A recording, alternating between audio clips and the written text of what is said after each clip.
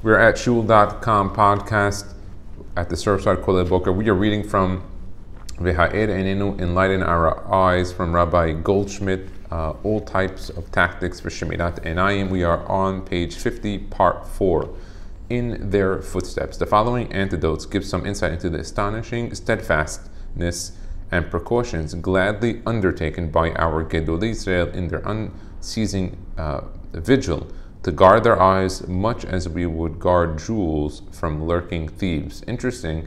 So right away he starts today by introducing that the Gedolim Israel would guard their eyes just like people guard jewels in a safe. Interesting that they saw it that way. You know, that's a new idea, that your eyes are like jewels that you should not reveal to everybody. The Steipler Gaon Zatzal would never permit a woman to enter his study.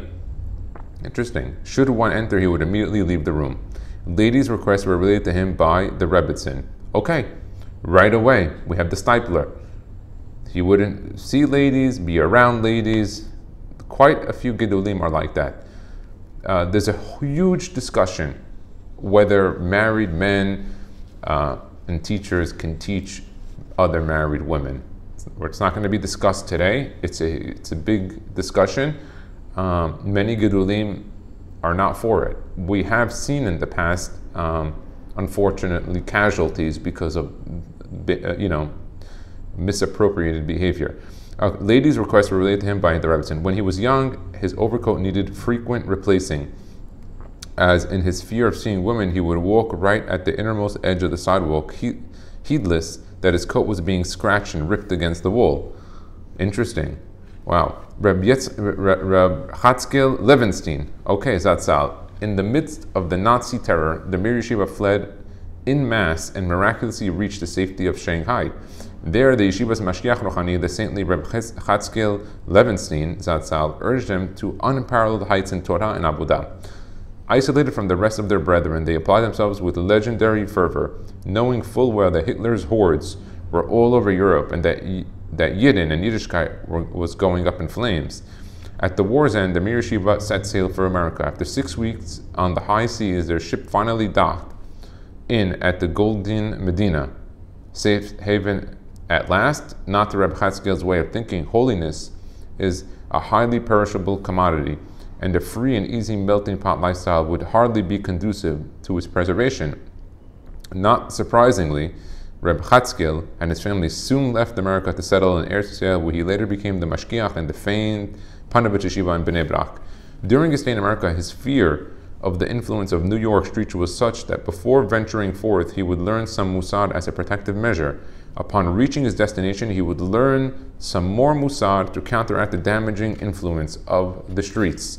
Reb Chatzkel didn't mince his words. He said, one wedding in America is enough to wreak tremendous damage on the hard-won spiritual attainments of 6 years Torah study in Shanghai. Wow.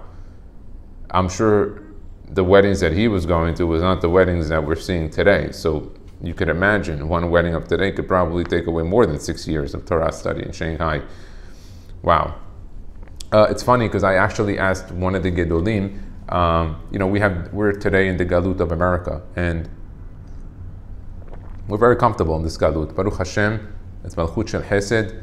God made it very comfortable. And my question to one of the Gedolim was, could it be that our next Galut after America will be in China? Only because the Jewish people never really settled in China like they had in pretty much every other country on earth. So his response was, no, we already did. I said, when? I read Jewish history all the time. What are you talking about?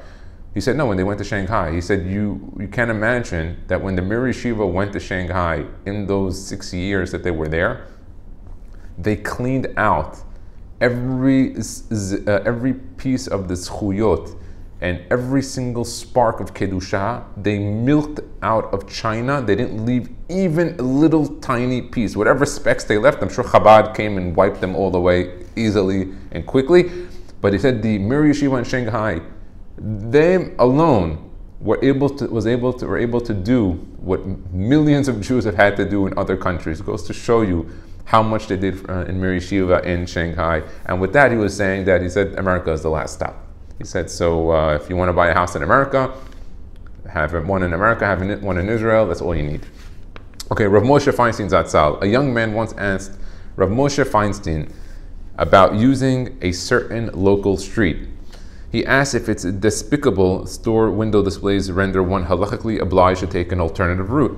The inquirer also slipped in a polite mention that Rav Moshe himself walked down that street daily when going to the yeshiva. Rav Moshe was aghast. Pardon me? You mean to say that road is plastered with forbidden pictures? I never noticed.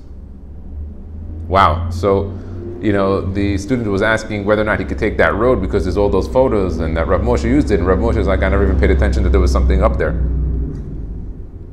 Rav Nachsan Wachtfogel, the famous Mashgiach Ruchani of the Beit Midrash Gavua, the BMG in Lakewood, attributed his tremendous successes in life to his outstanding diligence in Shemirat Einayim. Whoa! Rav Nachsan Wachtfogel. His secret to his success, according to this book, was his Shemirat Einayim. He was convinced that this purity was what prompted Rav Aharon Kotler Zatzal to choose him over some of the more highly qualified candidates. Wow! Unbelievable. You have it right here. Rabbi Goldschmidt gave it to you easy and good. Shemirat Einayim is what got the famous Mashgiach of BMG in on his jobs. Let's continue the reading. I guarded my eyes non-stop, he said once. He once said, my Rebbitzin would bring in her young seminary students and I had to speak with them and teach them. Even during long conversations, I looked not at them but at a point to the side, unnoticeably though, so as not to cause offense. At first, admittedly, it was difficult, but after a while, I was able to switch to autopilot. Once I became mashgiach, my duties included regularly finding fresh and interesting materials for my discourses.